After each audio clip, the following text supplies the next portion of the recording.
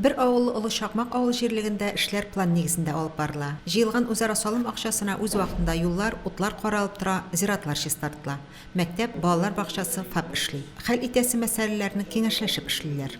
Безнең җирлегендә пунктуаль гына бер генә авылны эшенә алган. Юлларыбыз әйбәт, чистартылып тора кыш көне карлардан. Утларыбыз янып тора. Андый үзеклекләр булса һәр вакыт бергәләп хәл ителә. Үзара салым акчасының файдасы бар дип әйтәм. Авыл халкы бердәм булып, ярдәм янәшә акциясына кушылып, егетләргә акчалата азык-төлек киемнәр белән ярдәм иткән. Авыл халкына рәхмәт, мобилизованныйларга бик күп көч ярдәм итәләр. Үземнең энем китте. Киткәндә бик тиз генә акча җыеп, шул акчага киендереп, без аны озаттык. Хәзерге көндә дә ярдәм итеп торалар, рәхмәт аларга.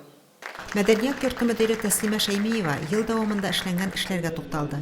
Хатирә халык фольклор коллективы җитәкчесенә һәм актив членнарына рәхмәт хаты тапшырды.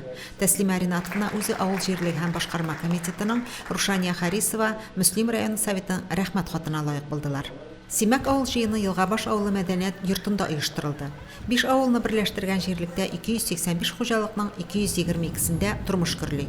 Барлык авылларда кебек ут, су, юл проблемалары әкренләп үзара салым хисабына хәл ителә бара. Эшлисе эшләр әле тагын да күбрәк. Шул сәбәпле быел үзара салым акчасын Симәк Елгабаш авылы 1500, Краснояр 1200, Трош авылы халкы 2000 сумнан җыярга килешкәннәр.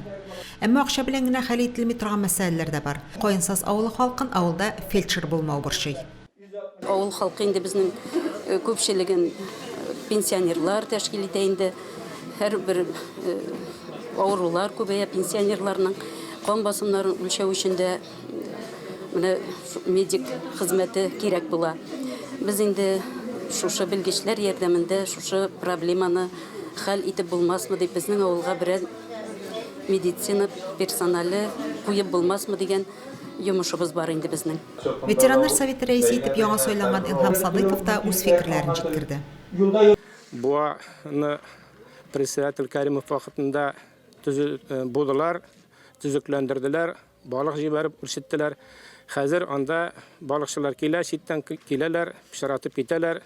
Байтак кеше инде. Аннары бу аны да чистартырга чистартып булса бик яхшы булыр иде.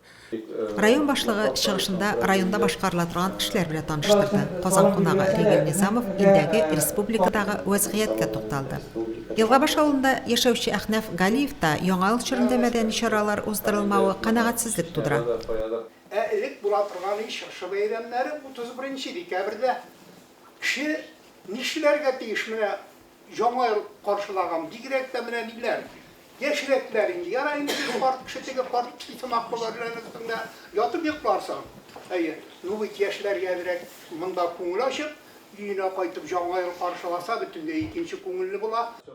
Рәзинә Нәбиева пай җирләрен рәсмиләштерү мәсьәләсен күтәрде. Сәрвәр вә Кадрия апаны ташламалы даруларны үз вакытында ала алмауын дулкынландыра. Һәр сорау җаваплы җитәкчегә юлланып, тиз арада хәл итәргә диелгән максат куелды. Наилә Салахова, Динар Нуртдинов, Мөслим телевидениесе.